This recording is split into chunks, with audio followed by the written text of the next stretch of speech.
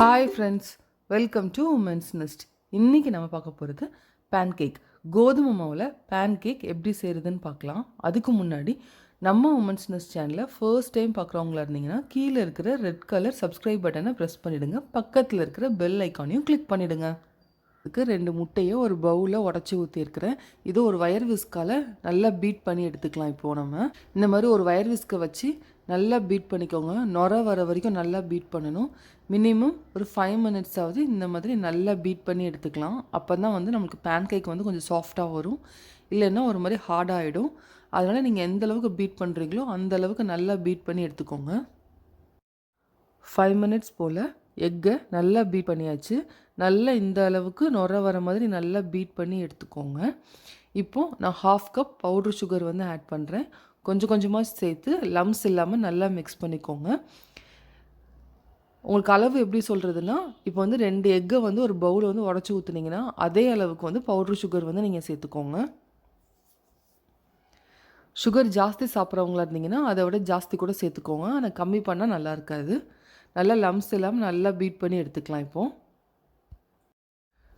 Sugar சேர்த்து நல்லா இந்தளவு பீட் பண்ணியாச்சு லம்ஸ் இல்லாமல். அதுக்கப்புறமா 1 கப் கோதுமை மாவு வந்து கொஞ்சம் கொஞ்சமாக சேர்த்துக்கலாம்.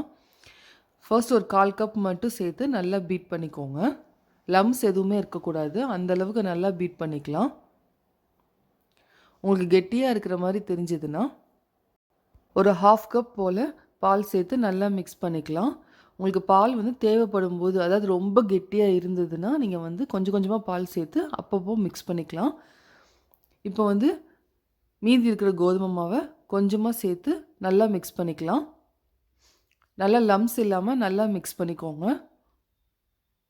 பால் வந்து மொத்தமாக சேர்த்துட்டோன்னா ரொம்ப தண்ணியாயிடும். அதுக்காக இப்போ மீதி இருக்கிற கோதுமை மாவு எல்லாத்தையும் சேர்த்துட்டு கொஞ்சமாக பேக்கிங் பவுடரும் சால்ட்டும் சேர்த்துக்கலாம்.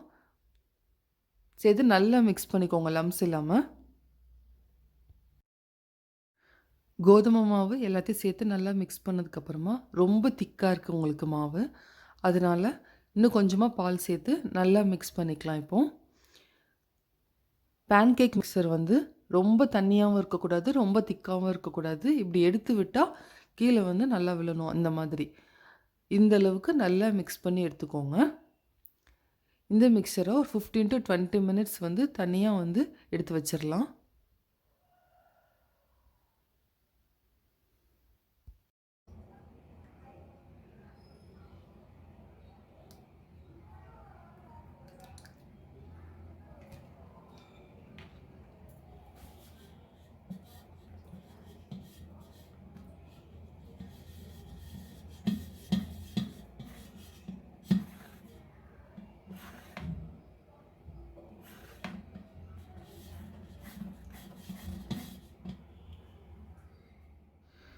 ஃபிஃப்டீன் மினிட்ஸ்க்கு அப்புறமா தோசை தவாவை அடுப்பில் வச்சு நல்லா ஹீட் பண்ணிக்கலாம். நல்லா ஹீட் ஆனதுக்கப்புறமா நம்ம பேன்கேக் மிக்சர் வச்சுருக்கோம்ல, அதை வந்து ஒரு கரண்டி மாவு எடுத்து ஊத்தாப்பம் ஊற்றுற மாதிரி ஊற்றிக்கலாம். லைட்டாக இந்த மாதிரி ஸ்ப்ரெட் மட்டும் பண்ணி விடுங்க. 1 minute போல் லோ ஃப்ளேமில் வச்சு நல்லா குக் பண்ணிக்கலாம். இப்போது மேலே வந்து குட்டி குட்டி பபுள்ஸாக வரும். அது வரைக்கும் நல்லா குக் பண்ணிக்கலாம். 1 minute போல் ஆயிடுச்சு. இந்த மாதிரி குட்டி குட்டி பபுள்ஸாக வந்துருச்சு. இப்போ வந்து நம்ம பேன்கேக்கை திருப்பி போட்டுக்கலாம். திருப்பி போட்டு ஒரு 30 seconds போல் நல்லா குக் பண்ணிக்கலாம். இப்போது லைட்டாக குக் ஆனாலே போதும். 30 seconds போல் பேன்கேக்கை வந்து நல்லா குக் பண்ணியாச்சு. நான் திருப்பி போட்டு காமிக்கிறேன். நம்ம பேன்கேக் வந்து இப்போ சூப்பராக ரெடி ஆயிடுச்சு. அதே மாதிரி மீதி இருக்கிற பேட்டரையும் பேன்கேக் மாதிரி ஊற்றி எடுத்துக்கோங்க. நம்ம பேன்கேக் வந்து சூப்பராக ரெடி ஆயிடுச்சு. நீங்களும் வந்து கோதுமை மாவில் ரொம்ப ஹெல்த்தியாக பேன்கேக் செஞ்சு பாருங்கள்.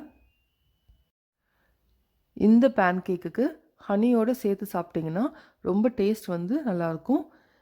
இது வந்து ஒரு ஹெல்த்தியான பிரேக்ஃபாஸ்ட்டாக கூட நீங்கள் கொடுக்கலாம். இல்லை குட்டீஸ்க்கு வந்து ரொம்ப பிடிச்சிருந்துச்சுன்னா ஈவினிங் டைம் ஸ்நாக்ஸாக கூட அதை வந்து செஞ்சு கொடுக்கலாம். நீங்கள் நம்மளோட ஹெல்த்தியான பேன்கேக் வந்து இப்போ சூப்பராக ரெடி ஆயிடுச்சு. நீங்களும் ஒரு தடவை கண்டிப்பாக ட்ரை பண்ணி பாருங்கள். இந்த பேன்கேக் உங்களுக்கு பிடிச்சிருந்துச்சுன்னா லைக் பண்ணுங்கள், ஷேர் பண்ணுங்கள். உமன்ஸ் நெஸ்ட் சேனலை சப்ஸ்கிரைப் பண்ணாதவங்க சப்ஸ்கிரைப் பண்ணிவிடுங்க. பக்கத்தில் இருக்கிற பெல் ஐக்கானையும் கிளிக் பண்ணிவிடுங்க.